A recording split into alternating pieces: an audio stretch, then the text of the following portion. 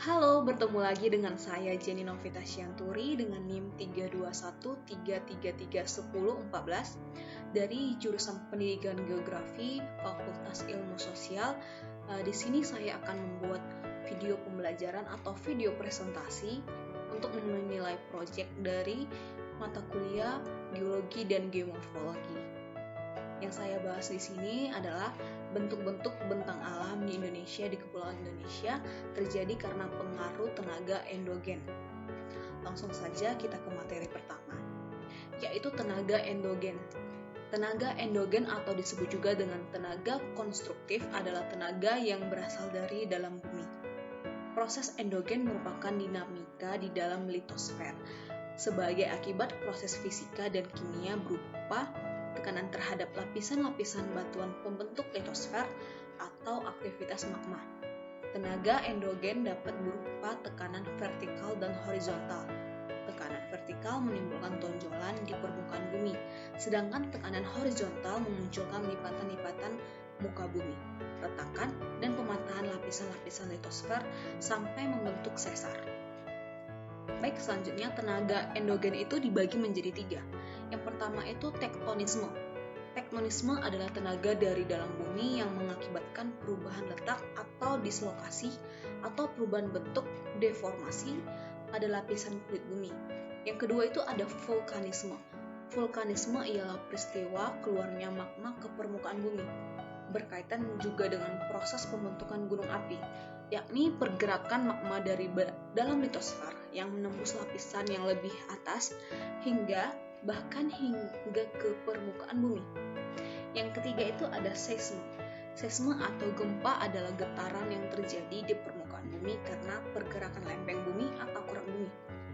Seisme ini terjadi akibat dari pelepasan energi secara tiba-tiba sehingga menimbulkan gelombang seismik. Bentang alam. Selanjutnya itu ada bentang alam. Bentang alam adalah suatu bagian geografi yang menjadi pemandangan alam atau daerah di permukaan bumi yang merupakan satu kesatuan. Ada beberapa jenis bentang alam seperti gunung, lautan, pulau, bukit, pantai, dan sebagainya yang tersebar di seluruh Indonesia. Bentang alam endogen adalah bentang alam yang proses pembentukannya atau genetiknya dikontrol oleh gaya-gaya endogen, seperti aktivitas gunung api, aktivitas magma, dan aktivitas tektonik atau perlipatan dan patahan. Bentuk bentang alam endogen secara geomorfologi dikenal sebagai bentuk bentang alam konstruksional atau constructional landforms. Selanjutnya ada karakteristik dan bentuk bentang alam di Indonesia. Pertama ada dataran rendah. Dataran rendah adalah wilayah daratan yang memiliki ketinggian 0 sampai 500 meter di atas permukaan laut. Dataran rendah cocok untuk pertanian, peternakan, perkantoran, perumahan, dan industri. Contohnya itu Jakarta dan Balikpapan. Kedua ada dataran tinggi. Dataran tinggi merupakan wilayah daratan yang berada dalam ketinggian lebih dari 500 meter di atas permukaan laut. Contohnya itu dataran tinggi Dieng. Yang ketiga ada gunung dan pegunungan. Pegunungan adalah rangkaian gunung yang saling menyambung tinggi, luas, dan memanjang. Pegunungan dimanfaatkan sebagai objek wisata seperti Gunung Bromo di Jawa Timur. Gunung merupakan permukaan bumi yang menonjol lebih tinggi dari permukaan sekitarnya. Gunung memiliki ketinggian lebih dari 600 meter. Yang keempat ada lembah dan ngarai.